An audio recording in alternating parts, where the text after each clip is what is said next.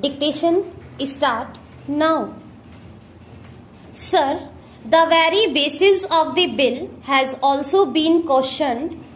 That is whether the restructuring of the capital of the institutions is at all needed.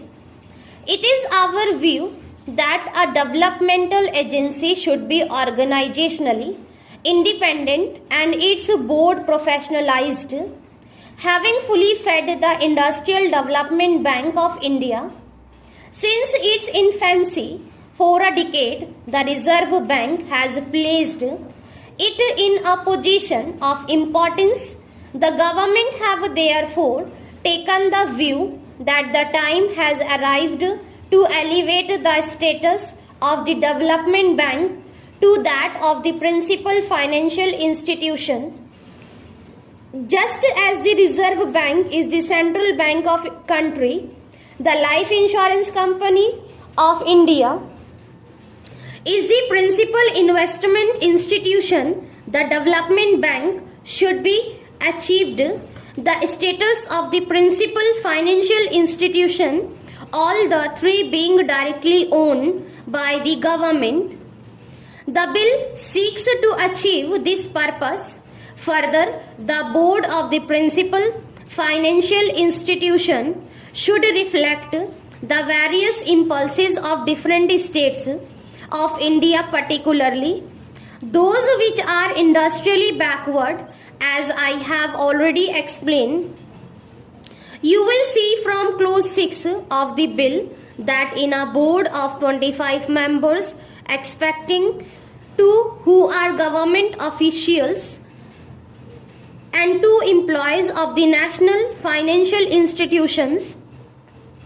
The rest are professionals in the sense that they represent all India and state level financial institutions, banks and various fields like science, technology, industry, economics, industrial, cooperative, marketing, etc.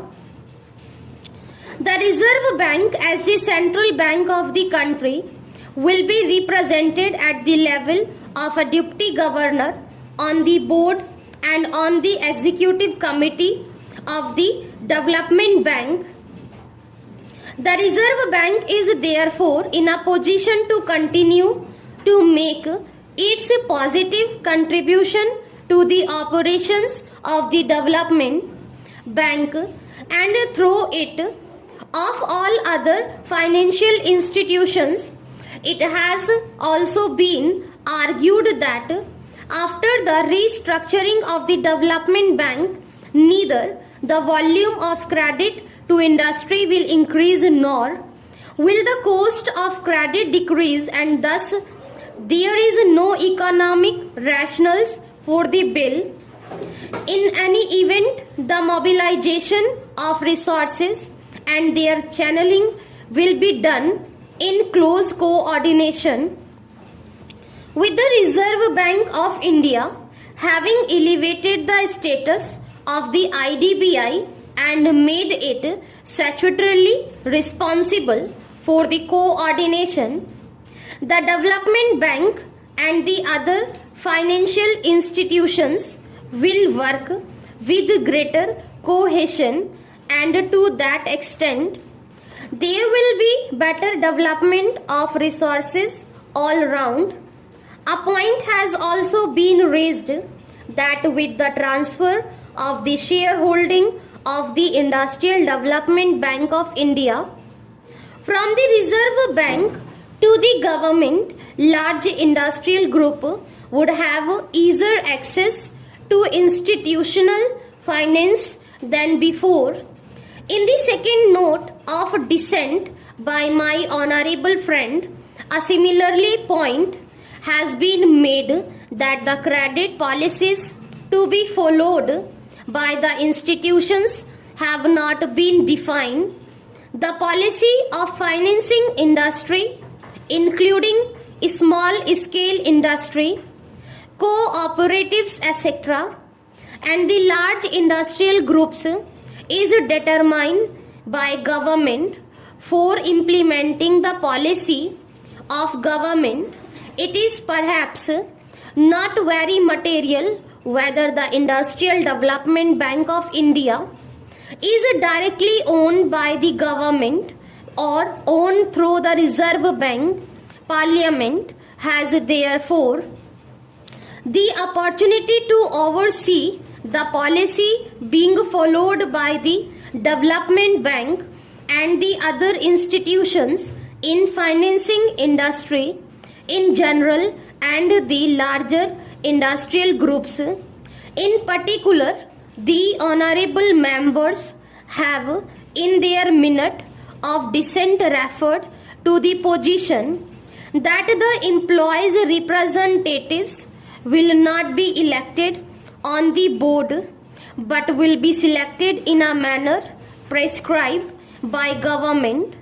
They have referred to the practice prevailing in regard to the appointment of directors on the boards of the nationalized banks.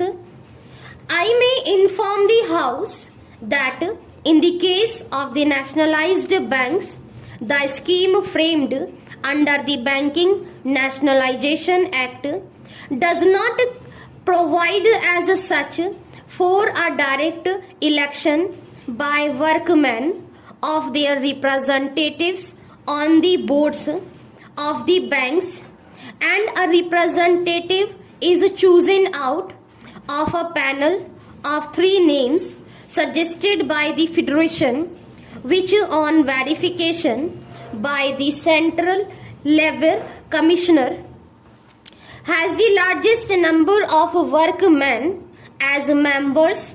A more or less similar procedure will be drawn up in this case also for selection of the employees' representatives. I now take this opportunity of paying a tribute to the services rendered by the Reserve Bank of India in feeding the Industrial Development Bank of India from its infancy and having brought it up to its present status so that it could take up the leadership of the other financial institutions independently.